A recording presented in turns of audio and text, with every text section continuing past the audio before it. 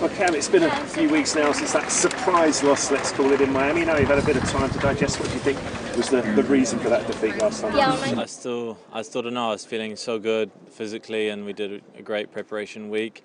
Just disappointing, you know. And I think that the only thing I can take from it is, even regardless of how well I was playing before, it doesn't reflect what happens in the match so much. So I just took a little bit of time to chill a little bit, and I came here and just been preparing and trying to get over that one and training really hard and trying to feel as good as I can on the clay.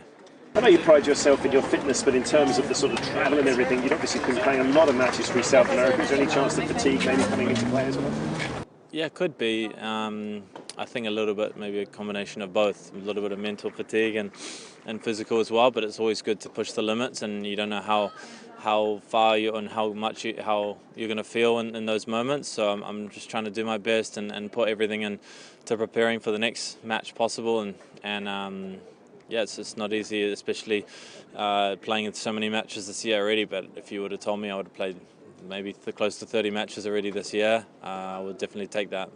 Obviously those matches down there in South America will certainly come into useful as we make this switch onto the European clay. How useful do you think that experience you had with all those matches down there? Definitely, it always takes me a bit longer on the clay to start feeling good, and it's still different though. You know, it's kind of cold in the mornings here and starting to heat up, but it's a wonderful place to play tennis, and I'm still really trying to get used to the balls and the strings and the stringer here and the conditions. So I'm still trying to feel the ball. I'm not really feeling the ball how I'd like, and physically not moving how I'd like just yet. So I'm going to have to play my way into the tournament. So. Yeah, but I'm trying my best. That's all I can do. In very general terms, though, what is that switch like? What is the main differences in terms of the movements and the physicality of the game you play? Yeah, I think there's a number of things, especially with the court position. I think you have to sit slightly further back on the returns and when rallying and trying to look to dictate with the forehand a little bit more and really sliding with the forehand and feeling really strong on that side is really important.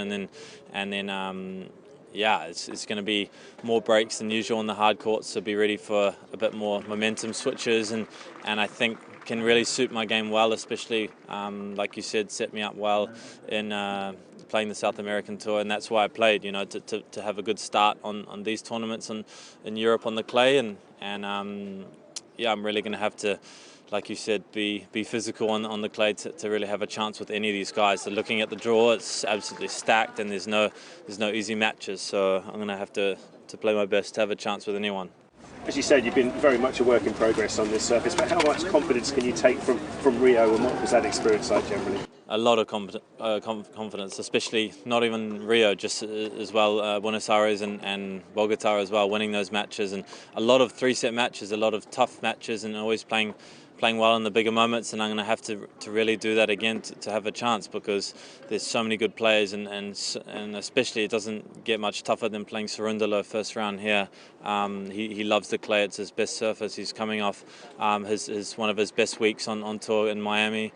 And his forehand's huge, and he's really improved the serve a lot. So there's no easy matches out here. So I don't know when I play, either tomorrow or Monday. I'm going to have to bring my best level to have a chance with him.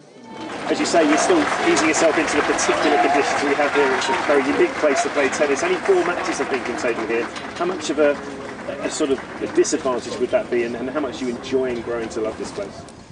I really like this place a lot, you know, especially with the weather being like this, and the view of the ocean, and you have the mountains too. It's spectacular, and I'm actually living here now, so kind of another home tournament for me. But I'm feeling good here, and I've got basically everything set up in my apartment and everything, so I'm feeling good, and I think it can be a bit of an advantage sleeping in my own bed here, and yeah, practice has been going well throughout the year here, so it's a really cool place. I'm still learning a lot about it, but I really love this tournament in general, and I've had a couple good results in the past, so I'm looking forward to the tournament kicking off. Nice to get that Maserati ride in as well, isn't it? Just that one final one as well. With Rafa slipping outside the top 10 recently, we've got the youngest average age in the top 10 for a decade. What do you think that says about the tour today, John? No, I mean, I think there's a few more opportunities, especially at the top of the game, with some of the guys being injured at times. But for me, Rafa, he's going to come back stronger than ever.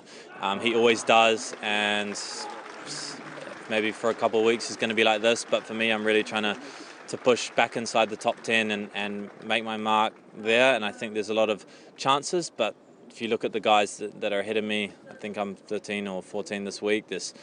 They're all playing great on all surfaces, so I'm really pushing for that. And yeah, it makes these tournaments and the Grand Slams especially very interesting for the viewers and for the players. And I'm going to get my chance one day. Perfect.